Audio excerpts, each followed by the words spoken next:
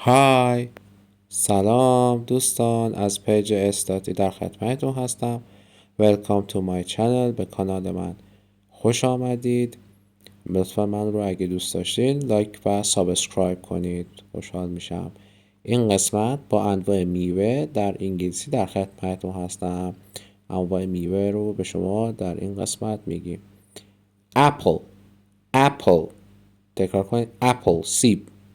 اپل، apple, apple. orange, orange, orange. پرتقال. orange. fig, fig.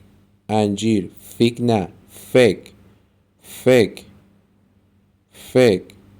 strawberry, strawberry, strawberry. توت فرنگی.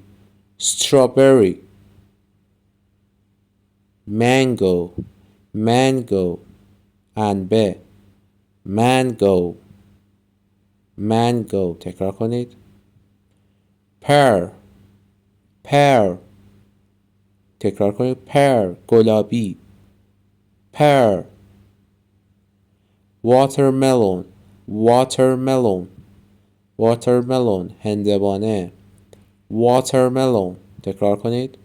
watermelon. plum, plum. آلو. plum. تکرار کنید. plum. grape, grape. انگور. grape, grape, grape. تکرار کنید. cherry, cherry, cherry. گیلاس. cherry, cherry. kiwi, kiwi, kiwi. kiwi, kiwi. تکرار کنید. kiwi.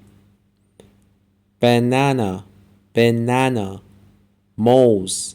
banana, banana. موز. blackberry, blackberry. شاهتوت. blackberry, blackberry. lemon, lemon. تکرار کنید. lemon. آفرین. لیمو. lemon. pineapple, pineapple. تکرار کن. repeat. pineapple. آناناس. pineapple. cantaloupe, cantaloupe, cantaloupe. طالبی. تکرار کنید. cantaloupe, cantaloupe. apricot یا apricot. apricot. زردالو. apricot. زردالو.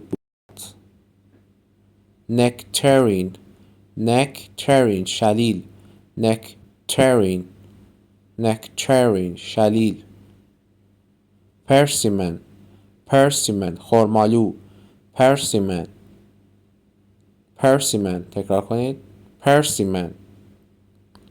pomegranate, pomegranate. انار. pomegranate.